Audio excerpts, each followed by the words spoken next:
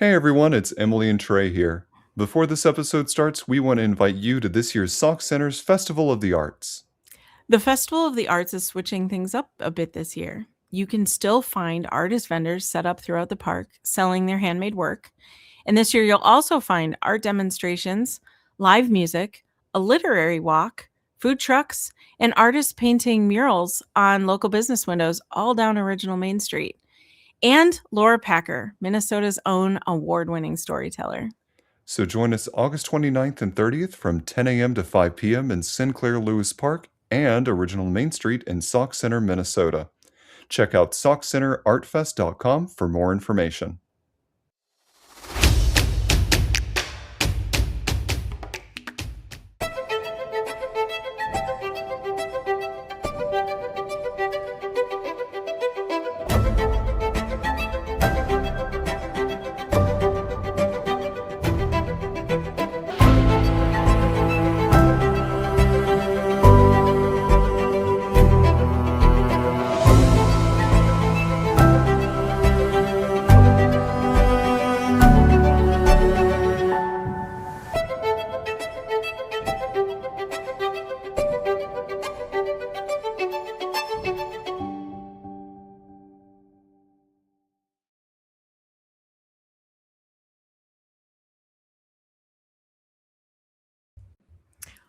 Welcome to the Modern Romantic, where we celebrate romanticism by featuring incredible people doing awesome things, or whatever combination of words that Trey uses when he does the intro.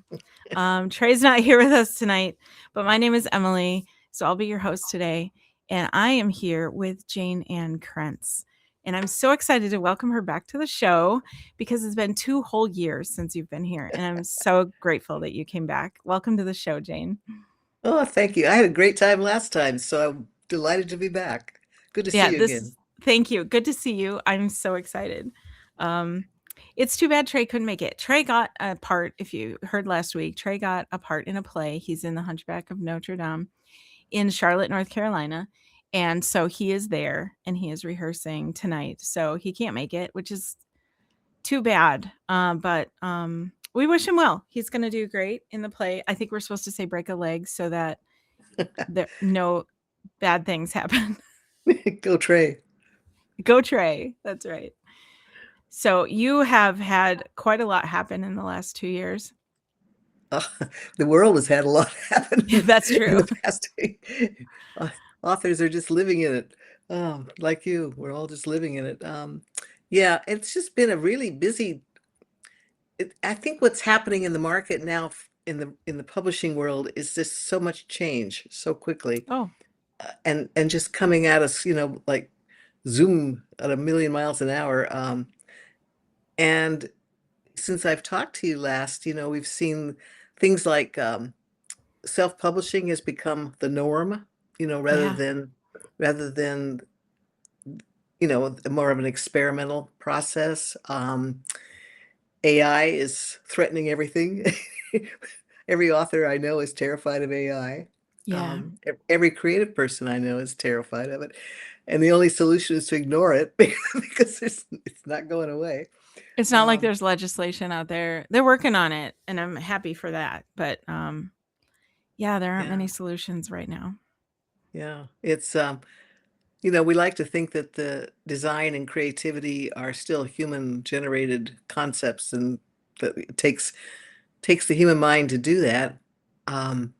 We'll see. I guess we're going to find out the hard way. Um, for now, at any rate, though, I still think there's a lot to be said for human creativity. I do think it's going to be real hard for the robots to duplicate that.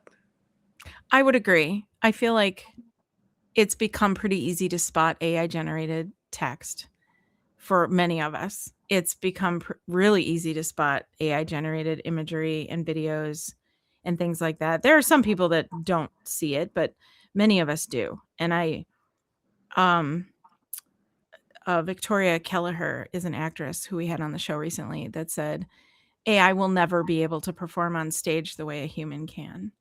And that Yeah. was hopeful. I liked hearing that. I think that's right because there's a certain energy. There's a physical energy that comes from a live performance of any kind, music or, just actually just watching a competent person do something generates a kind of energy that you can't get watching the same thing on a video. It's that um, it may lead us toward back to a time when more entertainment does come to us in the live format, simply because it can't be produced in any other way that gives us the same live energy you get when you go to a theater, when you go to the Mhm. theater or the music hall, a symphony. Um, and I think it's going to be a while before anybody can replace the energy you get from a book that really speaks to you. It's it's possible to write words but lack of energy, if you know what I mean. Oh, And absolutely. yeah, and that may be what the robots end up doing. We'll see. Yeah, when this stuff came about and I started to see what it was going to do, my first thought was every artist out there, whether you paint or whether you write or whether you sing, you should double your prices right now. You should just double them or triple them, because this is going to be the premium form of art consumption, because AI is going to generate a bunch of slop for a very long time that we're Yeah. going to start recognizing it as the cheap stuff a computer can do versus what a premium experience a human can do. And that thought made me think maybe this is when artists can actually make the money that they're worth. And maybe this is when human interaction and human created works become more valuable than they ever have. Well, that's interesting. I like that. That's an insight that I hadn't had, but now I can see it over here in the book world.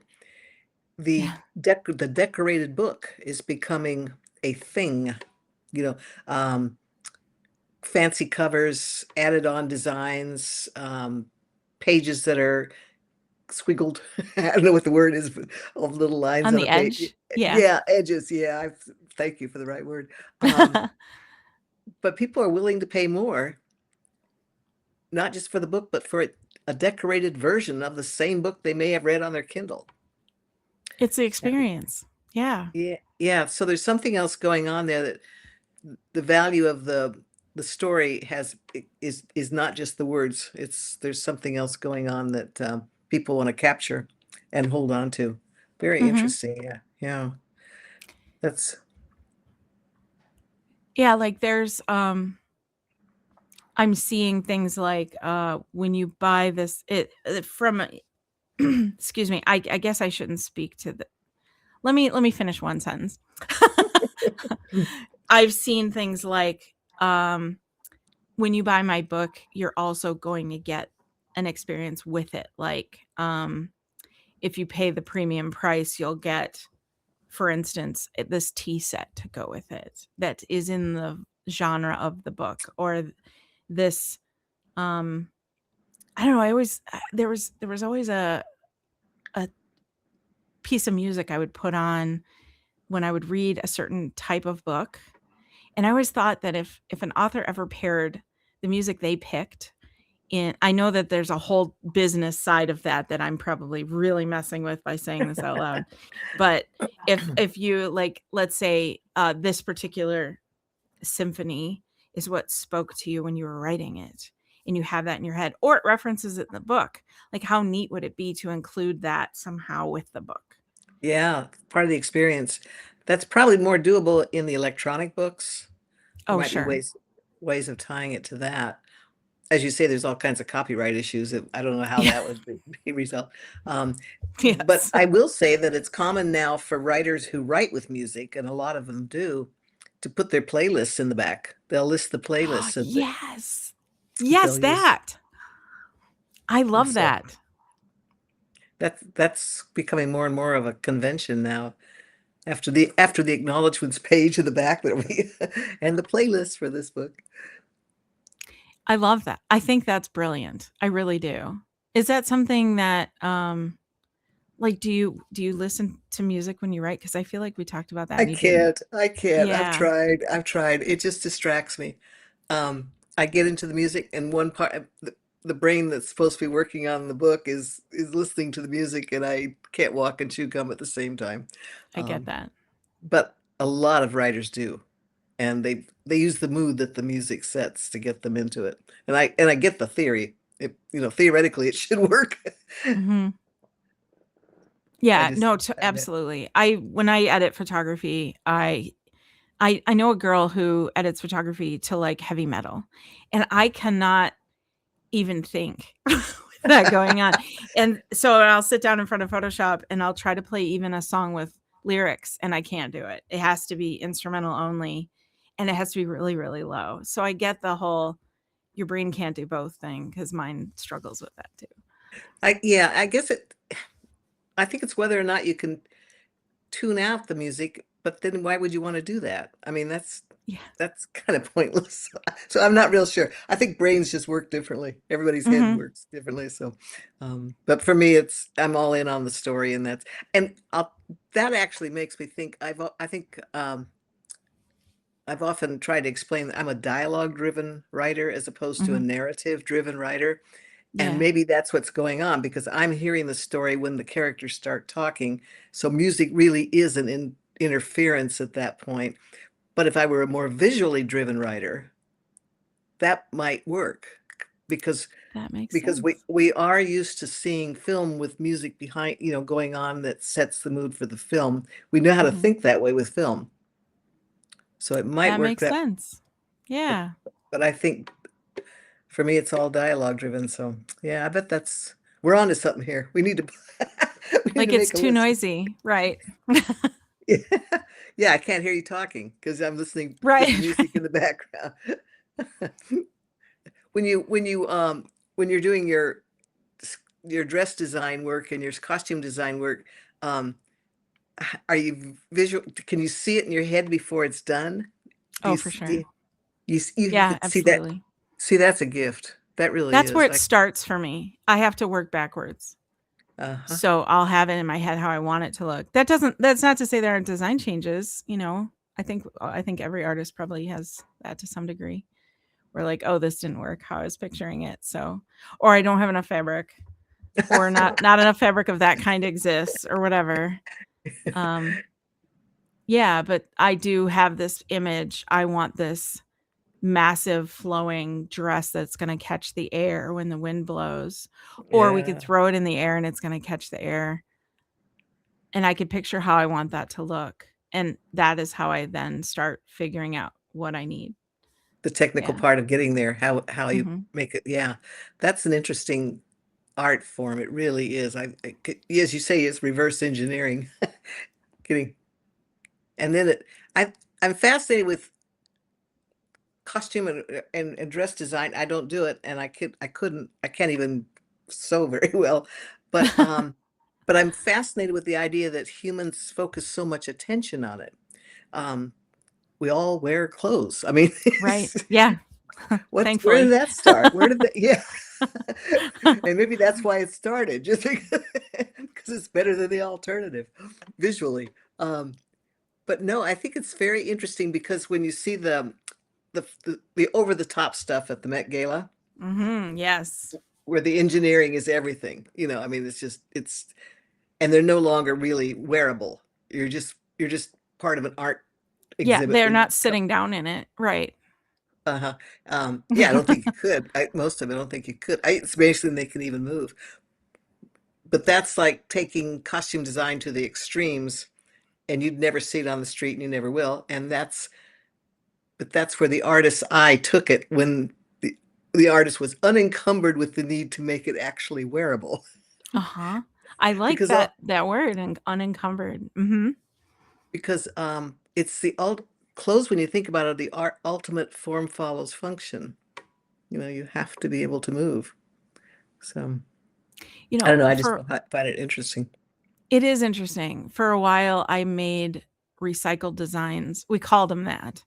They were like, if you've ever watched Project Runway, it's like the unconventional design challenge where you're going to make a dress out of like plastic or out of, in my case, many times it was paper.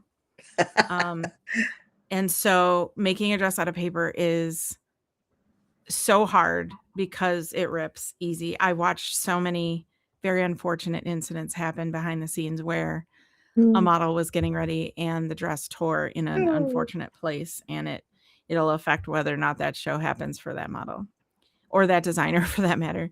And I learned ways to make sure that those things didn't happen, uh, because I don't want any model to suffer. They already have models have it rough, in my opinion. Like they already have like these body standards Oh and gosh, yeah, things I yeah. will never even try to live up to. And they have a lot of pressure and a lot of competition and a lot of people yelling at them various things, a lot of messages that I think are very unhealthy. So my goal was always to make the model as happy and as comfortable as possible because I want to be the antithesis of this horrible model world. And that's what I started to do. I started to create the base of these paper dresses out of things that weren't paper so that they could hold together.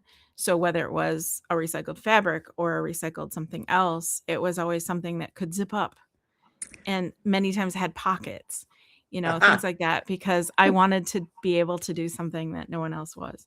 But that's something that was the unencumbered part was what happens when I have to make a dress out of opera programs, and because that was several of them actually, and I have to make it wearable down not just one runway, but several, and it has to be able to travel to New York, and it has to show on New York Fashion Week runway. How do I get that to Wow. happen without it being Wow. destroyed? And the answer is renting a big truck and hauling them.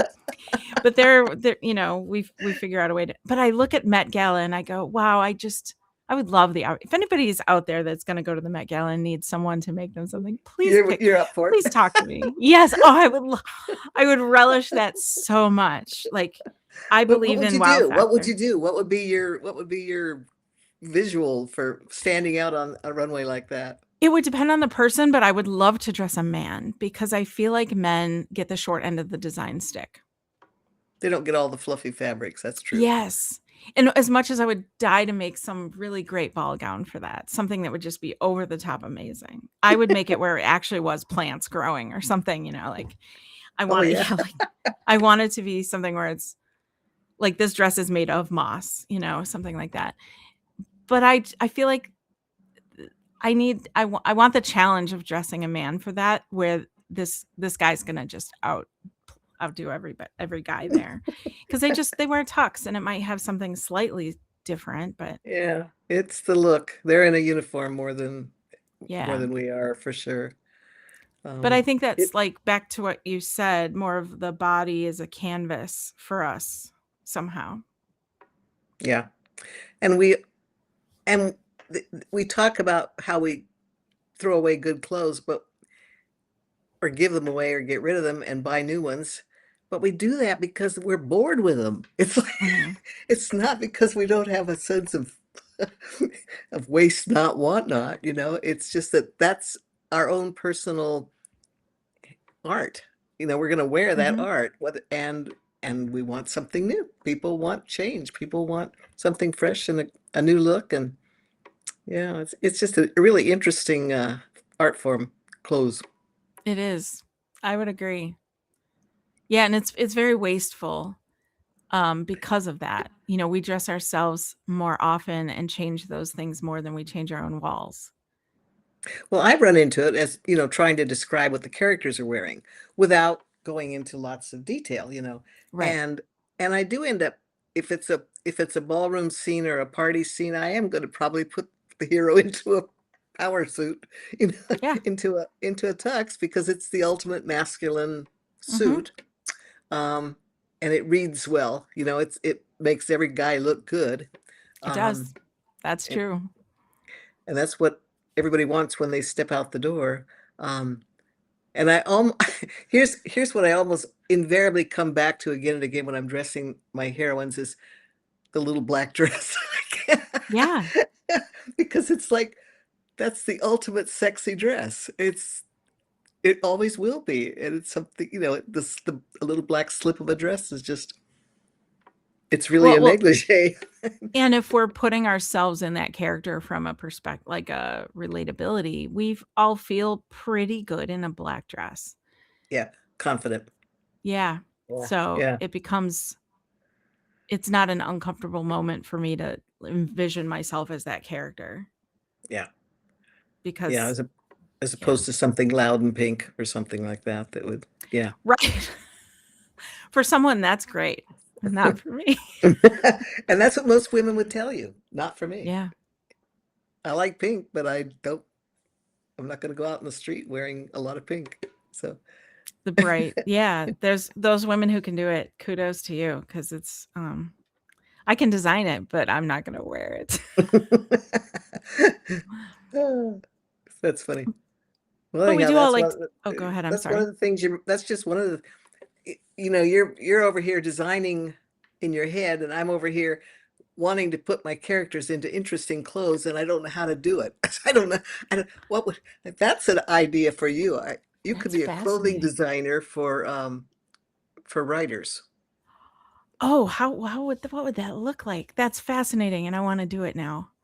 Yeah. Um, it would all be verbal. It would all be sketches and verbal because Yeah. we're never going to make the clothes. But We I don't have lack to, right? but I lack the toolkit for describing clothes because I'm not in that world. Okay.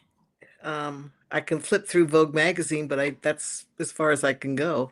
Um, and so this describing the clothes is really minimal for me because he had a tux. He wore a tux. Um, um, but yeah, I could really use someone who could help me describe an interesting set of, interesting clothes for the characters that fit the characters. That would be, there you go. There's a whole new uh, I will sign me up for that. a That sounds consulting so path. cool.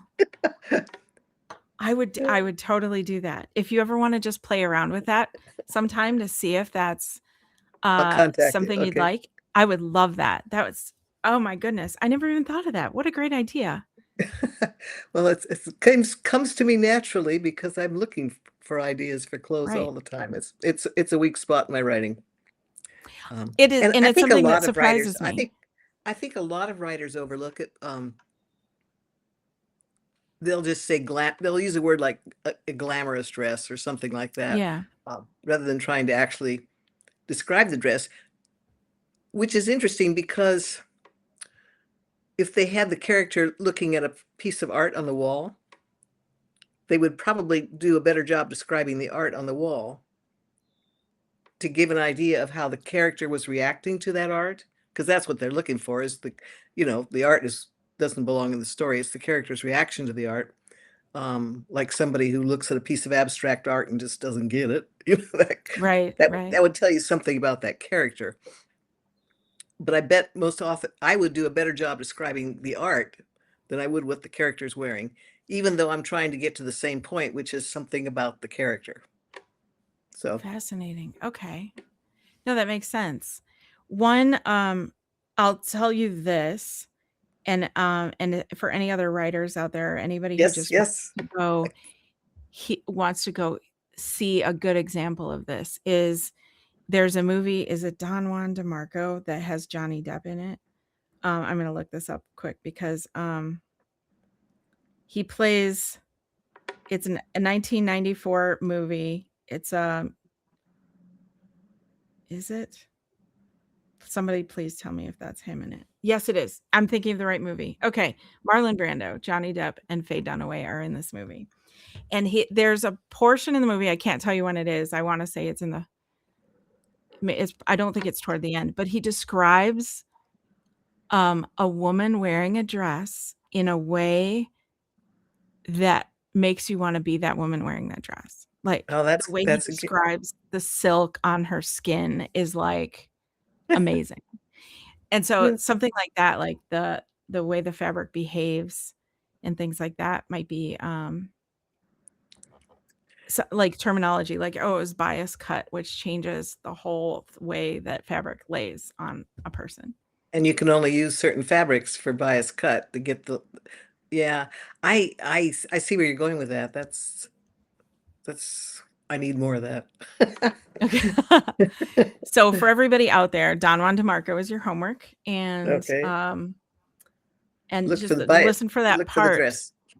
He's just sitting there telling somebody about it. Like there's no visual. It's wonderful Oh. because of that. And it's just that moment where he describes the fabric of the dress and how it rippled across her skin was like the most amazing. I don't know why that stuck with me. Probably because I'm into fabric. Well, you're into fabric, but it was also a very descriptive passage, and we do remember it brought up an image. It brought up an image. Yeah. And the image I usually bring up is little black dress. Right. And the tux. Oh, okay. I'm gonna have to work on that. There's always room to grow in my business. There's always room to improve your craft. Sure. That sounds like fun though.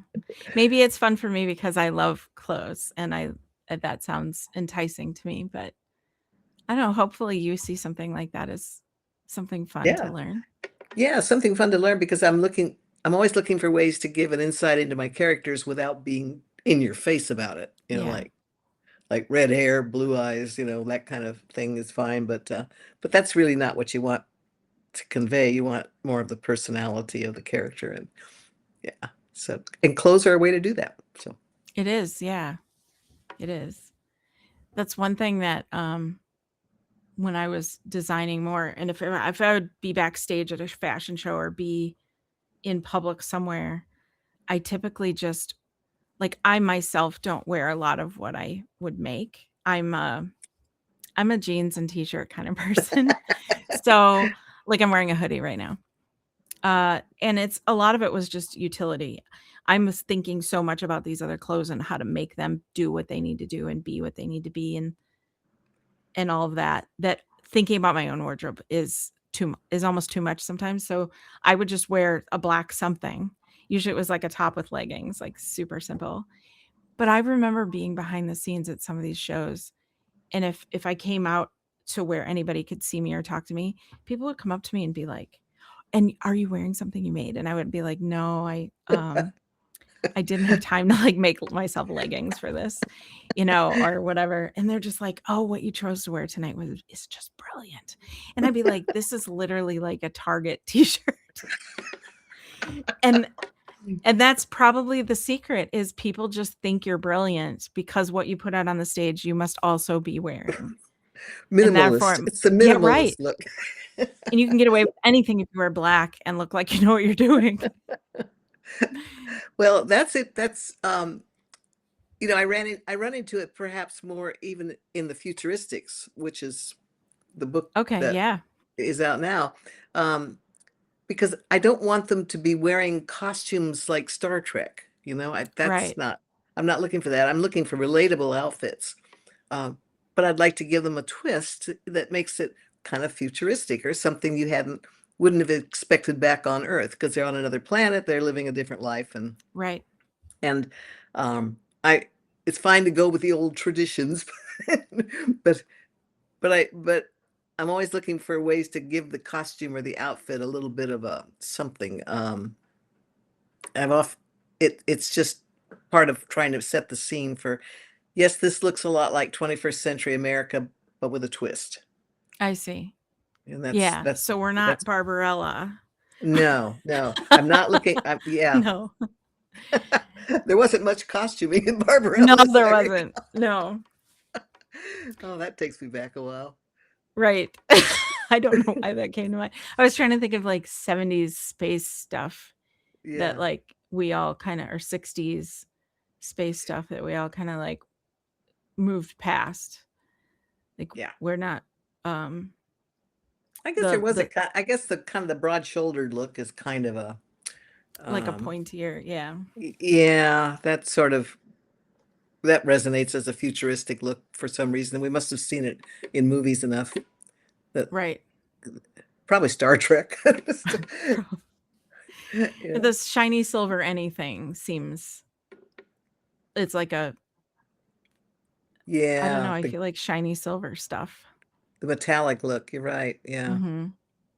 Well, it does send the message of synthetic, and that would be what you'd expect in a futuristic outfit, not animal hides and Right. That goes the opposite direction. yeah, that's true. So, but it wouldn't be very wearable. And that's No, unless you had that's fabrics. God, we could go on forever like this. We could just figure this out. right. We could write a book. No, we're designing futuristic fabrics. I'm here for that. One of the best books I ever came across when I was doing historicals um, was a book, I think it was called like 5,000 Years of Hairstyles. Oh, wow.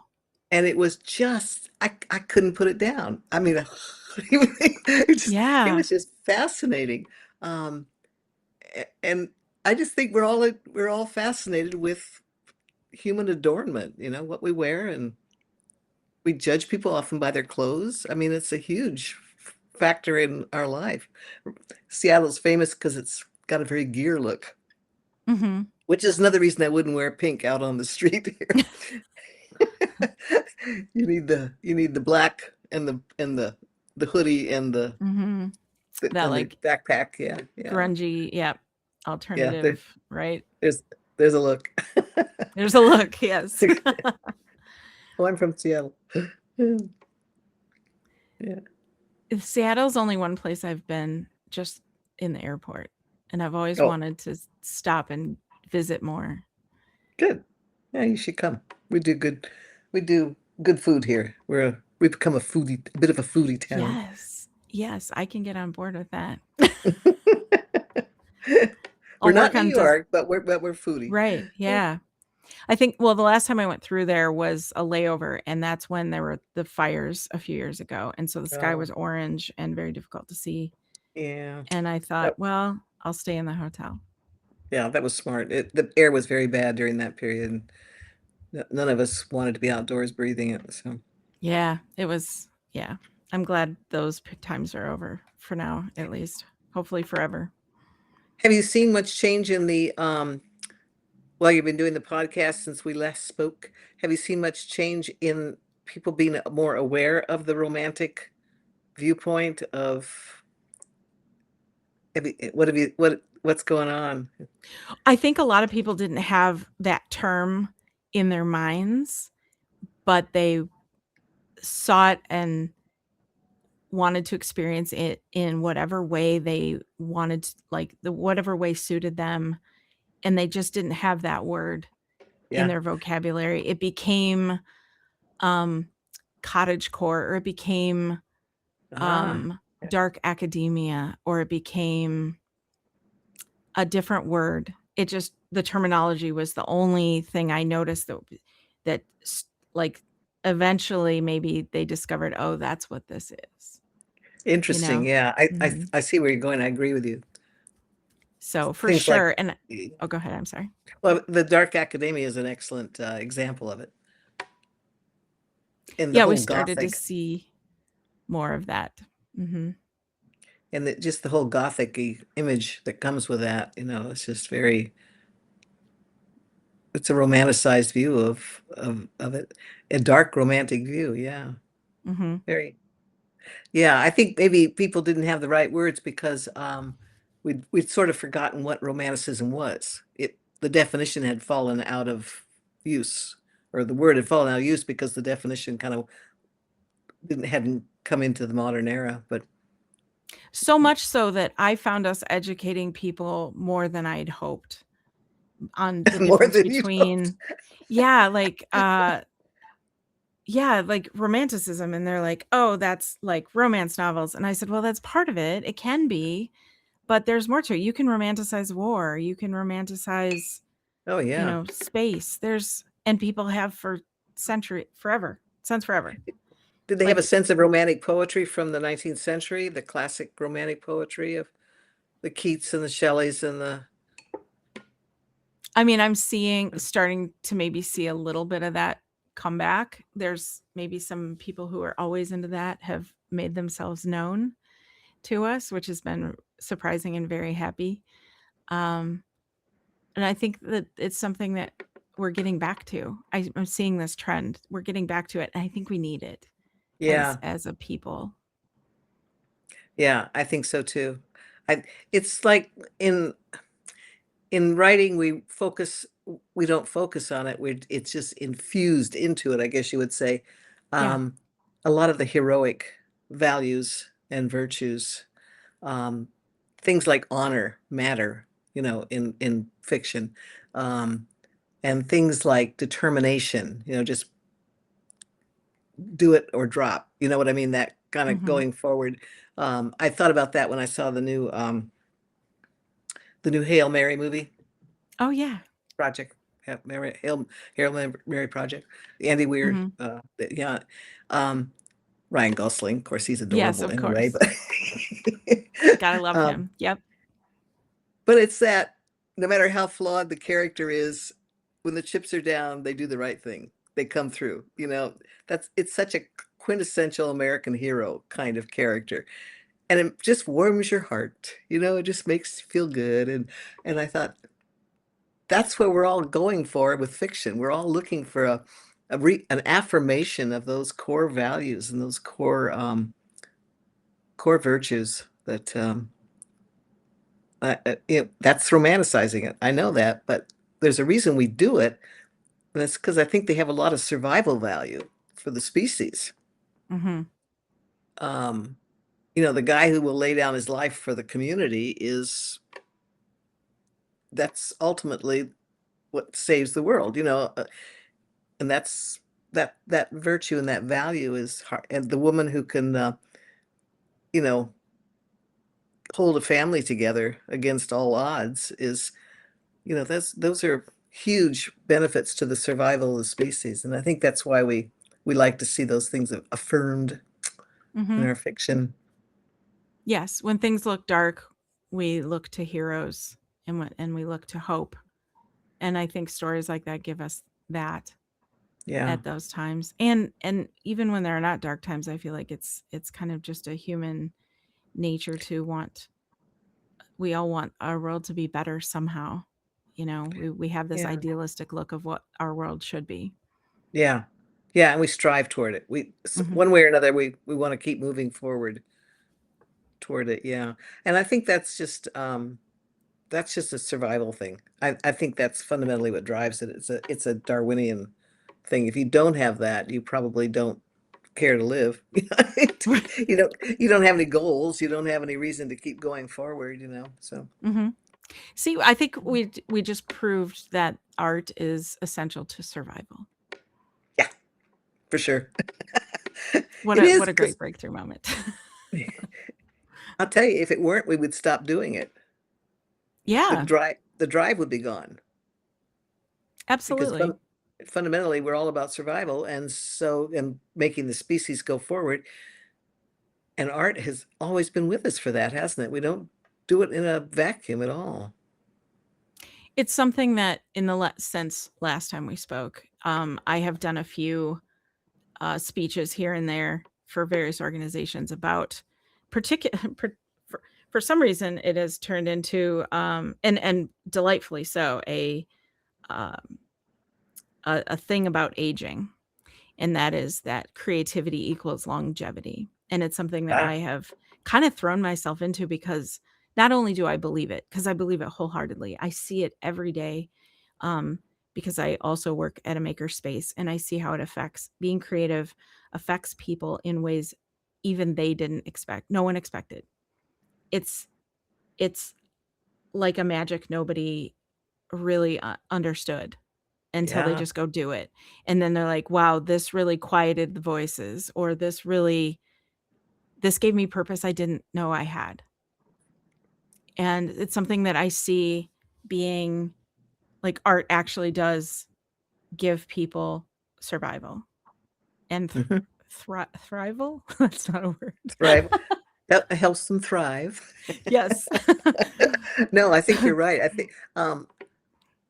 I absolutely agree. I think that finding your purpose, finding your passion Hmm. is a great gift. I mean, I I'm I wish more people could kind of realize it's worth trying to find it. I mean, I went through a dozen different creative things before I found writing. I tried sewing. I Oh, tried art. I tried you tried painting. it though. Yeah. I tried painting, baking, cooking, oh gosh, sports. I mean, it wasn't like I was consciously or unconsciously looking for something. And then I really stumbled into the writing. It wasn't like a career goal or Right. career path. Um, and then once I started, I couldn't stop. Yep. And now Yep. you have a couple of books. Don't remind me. Too many books, too many books. So And everybody, you're but I Oh, think go I ahead. I'm just sorry. think I just think that it's worth spending some time in life searching for your passion and try cameras. I tried photography. I mean, really, I was looking for something. I just didn't know what it was until I found it. And I think did you know right away that you wanted to get into design? Um, when I started, it was a means to an end because I wanted to do I was like 11 or 9 or something. I wanted to do backyard plays, and I'd go to the library and pick out these little script books for kids to do these plays, and I remember Mama was one of them, and I have shorts and t-shirts. I'm a kid in a neighborhood in a backyard, and I don't have any period clothing, and I needed something, and so I took the skills my grandma and my mom taught me to sew and made the worst skirt on earth. And that's how that started. It was a means to an end, and I wore the skirt in the play, but that's how it started, and it it was too tight to walk because I didn't understand fit, because I'm like 9. And so I saw people, "Oh, well, people can have a slit in a skirt. I've seen that before." So I cut the slit. I'm like, "I'll just cut the slit and then I can walk." But I cut the slit scandalously high. And then also being 9 years old, I knew I shouldn't wear that. And so my mom helped me sew a ruffle on the slit so that it covered up what it needed to cover. And I might still have that skirt somewhere. It's been a long time. I don't know. I'd have to look. But that's the long version of how that started. That was the design move. Yeah. Add the Mhm. ruffle. When in doubt, Yeah. add a ruffle. Yeah, because then you end up at Halloween, or you end up at, like, a Renaissance fair, you end up at a costume party of some kind, maybe the Met Gala, and you go, "Oh, I need something to wear." And then but now I have the skill to make it, so I might as well. Especially Yeah. because sometimes what you want to wear, it isn't just out there to buy. Well, when I was trying sewing, I couldn't find any beautiful fabrics. Where do Oh, you go? Where do you go now to get really luxury fabrics or nice fabrics that are, really something special? Where do well, people shop? that's hard because so many of our fabric stores, retail fabric places in our country have folded, and that's a whole nother podcast about Joanne Fabrics. Mm. We used to have Hancock Fabrics, we used to have Joanne I Fabrics, remember they it. were national chains, yeah, and they're both gone now. Yeah. And there are others out there, most of them are independent, but the independent ones are kind of the best because they're gonna get the fabrics that you haven't seen everywhere. Uh-huh. Yeah. And I like shopping in places that are not like, I'll shop in the more cultural districts of a city, or even the secondhand fabric places. There's a couple in Chicago that are like warehouses. Vogue Fabrics is one. I can't think of the name of the other one. I think it's on Park Road in Chicago, and it's like a 3-story warehouse full of fabrics you've never seen before. They're the remnants left over from a run that some designer did. A designer, or they're like got them overseas somewhere, or that's another place. If you can get something from like Paris or Thailand or some of these other Yeah. India, there's some cool fabrics out there. Yeah. So do you buy the fabric first before you figure out what you're going to do with it? That's how to become a hoarder. That's how to become a fabric hoarder. Yeah, finding beautiful fabrics is difficult. I feel like depending on where you live, like I'm in the middle of rural Minnesota right now, it's very difficult to find fabric. I shop online mostly. But the habit of buying a fabric because it's beautiful is it's a great one, but it really is a way to have a room full of fabric that you haven't used yet. And that is where Yeah, I'm at right now. I can see that. I Hmm. have a friend who knits, same problem. Yeah. Oh, Endless yeah. The yarn. buy beautiful yarn, and it's like, yeah, And then, yeah. And then when you want to make something, is it enough? And then when you yeah, buy it, do you know how much to buy? Like, that's the other thing. yeah. Do I buy 1 yard because it's beautiful and I just must have this? Or do I buy 8 yards because I want the long flowing cloak that 8 yards demands? Like, what do I do? And now that I need 8 yards, now we're in the hundreds and hundreds of dollars of fabric. Yeah, It can fabric is not cheap. be a dark hole. I mean, a glorious one. But definitely a dark hole. Yeah. I mean, we all buy books that maybe we haven't read all the way or haven't started yet, too. So I feel like By the it could go cover. for anything. That's right. Yeah. Or the playlist in the back. No, that's true. It's just interesting how many things can attract us to something, make Mhm. us want it. Yeah. And the classic example would be beautifully prepared food. Yeah. How good a pretty plate of food. Everybody likes to look at pretty food. Well, and the interesting thing about that is that that's kind of a fleeting thing because you end up eating it and then it's gone. Yeah. Well, I read somewhere once that the wedding cake, which is a classic example of an over-decorated object that will be destroyed, right? Um, and that you're supposed to consider it as a sacrifice in the Oh, same way, like it's a sacrifice to the happiness of the marriage, the wedding. okay, Yeah, sure. a good sacrifice, but that's the only way you could justify destroying this cake that probably took 46 hours to build. What wedding cakes are very complicated. Um, Yeah, and I've we do always that liked with that few other idea. foods. Hmm. I've just always liked that. Yeah, it's a sacrifice to the future of the bride and groom. So okay, That's a nice way to look at it. I yeah. like that. Yeah. Like there's an Indian art form called Rangoli, and I may not be saying that correctly, but it's Rangoli, and it's where they take pigmented powders and they very artfully place them on mostly the sidewalk or tabletop or a surface, the flat surface, and they do cool like swooshes and manipulate these little piles of pigment, and all of a sudden it's a peacock because Oh I don't yeah, know, it's yeah. beautiful. And then especially during Diwali, their holiday, you'll see a lot of that out on the sidewalks, and then people just walk on it and they walk on it and it gets smeared all around and destroyed. Oh, And like yeah. that's part of it. That's part of the experience of that holiday.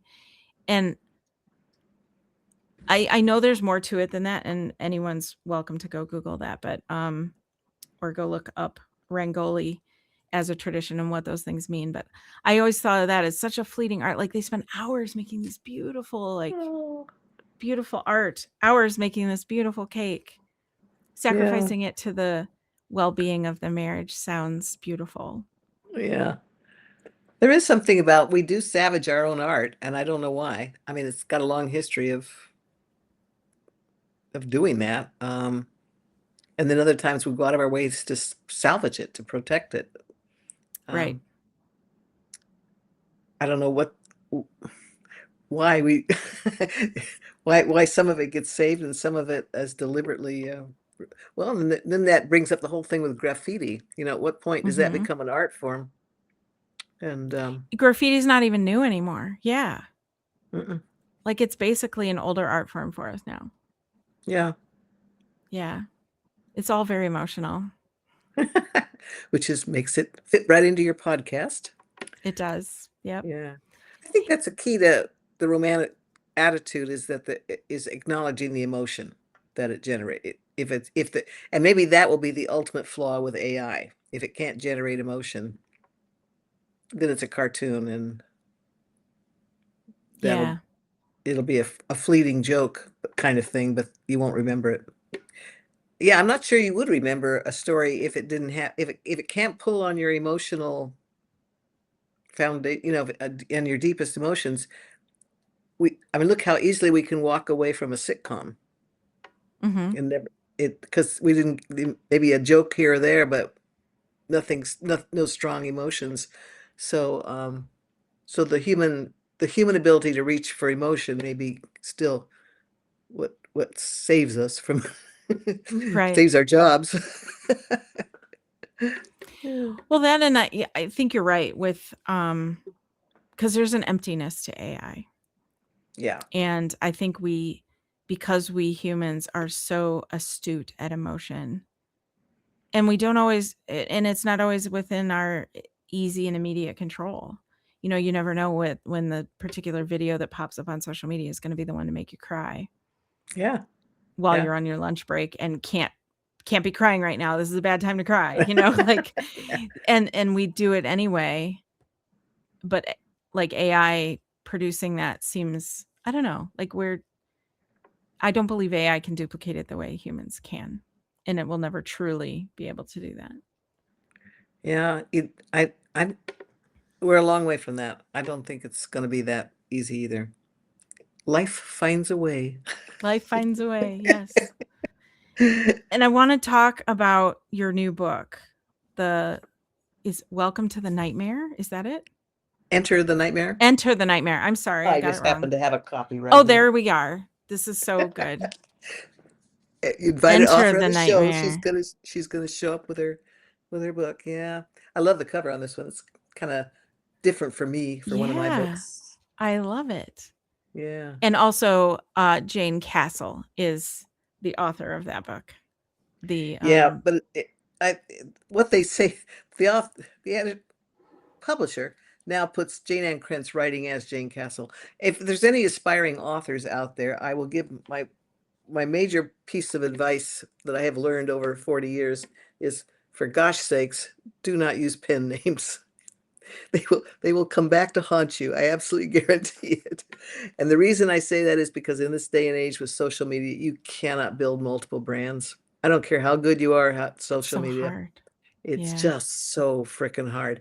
And pick a name, stick with it, and don't worry about doing different things with it. That's not really the problem everybody seems to think it will be. There's other ways to brand a series. If you're writing like children's books on one hand and adult books on the other, there's ways to separate them out and still keep your name on both. I would not use a second name for it. But Do you that's, think Oh, go ahead, I'm sorry. well, I'm just offering that because I've been there, and and to this day, if I do a signing or an event, I can guarantee that third of the audience will come up and say, "Oh, I didn't know you wrote as Amanda Quick.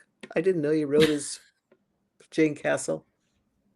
It Well, that's says kinda it neat right because it there. opens up a whole 'nother world for them then. All your world.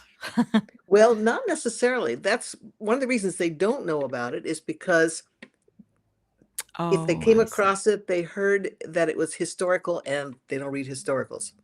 I mean, Oh. people often have a very clear idea of the landscape they want to enter, the fictional landscape they want to enter when they pick up a book. And a lot of people do not like historicals. A lot of people do not like contemporaries. Hmm. Um, and within the genre, there's a million different subgenres that have specific kinds of settings. The easiest way to see this is look at the mystery genre. Um, for example, we all know what the gaslight Sherlock Holmes look is. We know those kinds of Victorian mysteries. We just Jack the Ripper kinds of settings. We know what that looks like. That's a very specific world we can step into without a lot of description, actually, because we've all grown up with it. We've all Mhm. read it or seen it so many times. Um, the classic American noir, Private Eye, Mhm. we know what that looks like. We can step right into it without a lot of world building. Um, oh, I always like to say that the police procedural is an easy way to see the different distinctions too, because there's an American style police procedural and there's a British style police procedural. And the difference between the two is that in the American style police procedural, those will be the bad guys. The dirty cop story is a very American story. Uh, the British cop story has a kind of a purity to it, the good guy, they're always the good guy, usually the good guys. Right. And you know that going in. So when you pick up an American police procedural, you're kind of prepared for the fact that one of the detectives is on the take or something like that. Yeah. And Fascinating. anyhow, people, and the cozies. My gosh, the cozies and the lady sleuth story has become huge. And they're all very specific settings. And people often buy a book for that specific setting. And that's not everybody will read the futuristics. And it's not because they don't like me as Jayne Ann Krentz. They just don't read futuristics. And all I can do is I try to see. convince him to give it a try. It's the world they want to enter Yeah. is Yeah. specific. Do you think we've become more relaxed as how we see that than we used to? Like at one point, you felt you had to write as Jane Cass. Well, that used to be like your real name, right? Yeah. Yeah. So at Yeah. one point, you had to write as Amanda or as Jane Castle and Jayne Ann Krentz. So you have these three distinct brands, if you will. Do you think we've become more understanding or more relaxed about it, where you could just be Jayne Ann Krentz if you started out now? Yeah, I think so. I think you could be Jayne Ann Krentz and do three different worlds. It would be a matter of packaging more than anything else, and that's not that hard to do. But like I said, it's just too vague to have too many names and try to do all Sure. your subgenres and everything. So I don't recommend it. But I do think that one of the reasons I'm able to do the Jane Castles more successfully now that I have a bigger audience for these books, futuristic setting, is because I've got a whole generation of readers coming up who were raised on Harry Potter. Oh, Um, yes. Romanticy is a huge hit right now. Romanticy would have been a real tough sell 20 years ago.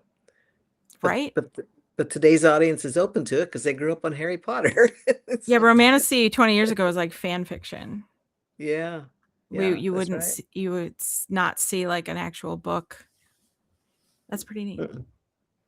Yeah. So the readers have changed, for which I'm very grateful.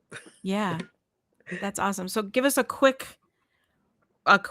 rundown of your book for anybody who is interested to know what this new book is. And Okay. what is Enter the Nightmare?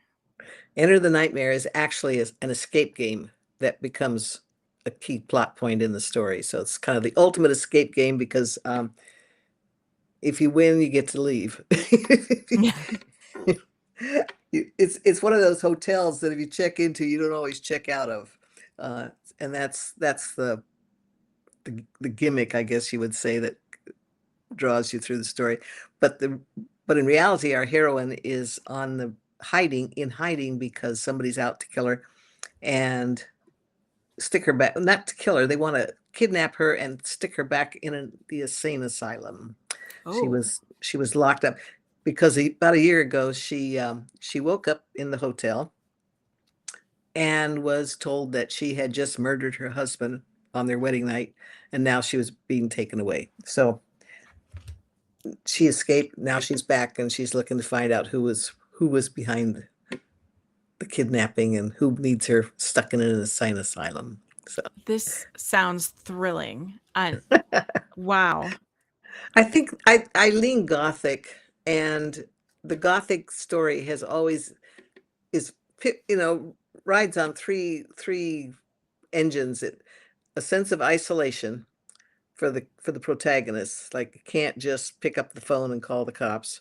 A sense of, can I believe what I'm really seeing? A sense of doubting your own interpretation because nobody else sees it that way. So are you maybe going crazy? Maybe you do belong Right. in an asylum. Um, so there's that sense of isolation and a sense of being unable to trust your own senses. And the third thing is trust. Who can you trust? And at the beginning, Yeah. she cannot trust anyone. She doesn't know who's out to get her. So those three elements are, to me, the core of the Gothic novel, and I really pulled hard on them for this book. So Well, I I can't like. wait. I hope you enjoy it. And there's a dust bunny in it for those who. Oh, yes. There's a dust bunny in it. Tip number 2 for any aspiring writers out there: if you're going to put an animal in the book, be prepared to keep putting the animals in the books, because what's that old saying about never go on behind a kid or a dog in the Yes. theater. You don't want to be on behind a kid or a dog in the theater. Well, it's once you've indulged in dogs or animals Mhm. in books, they'll want them. Well, it's kinda neat too, because it's like the little Easter egg that people are gonna look for, and it's something that they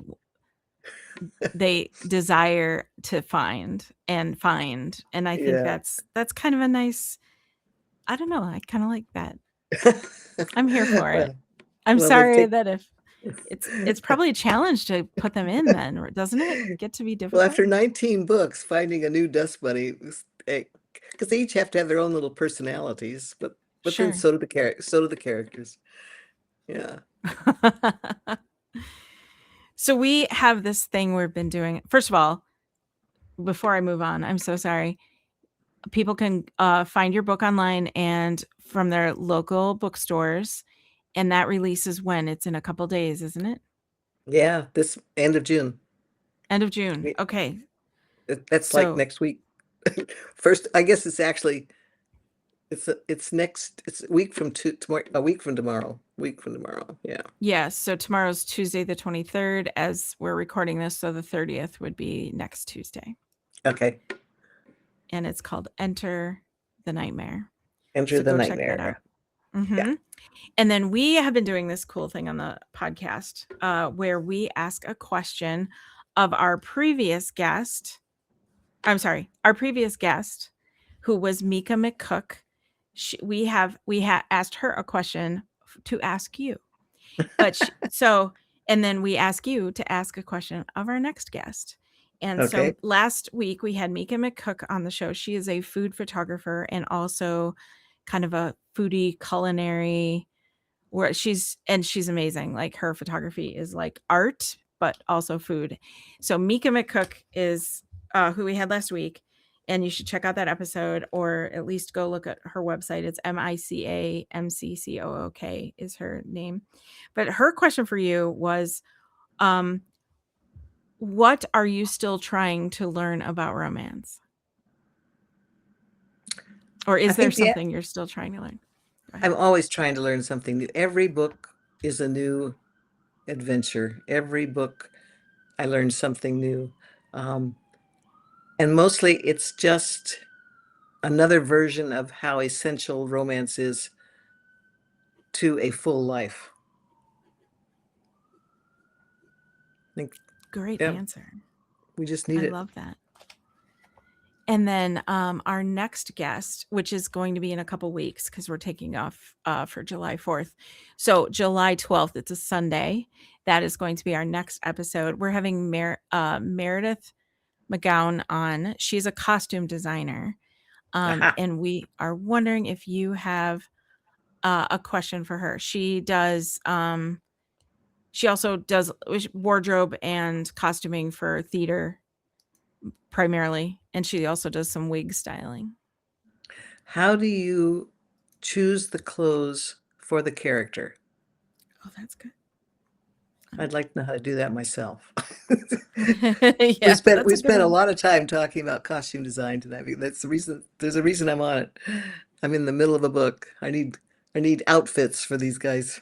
So what's the process for analyzing a character and choosing the right shoes, the right hat, the right shirt? That is so timely that we have a costumer after you.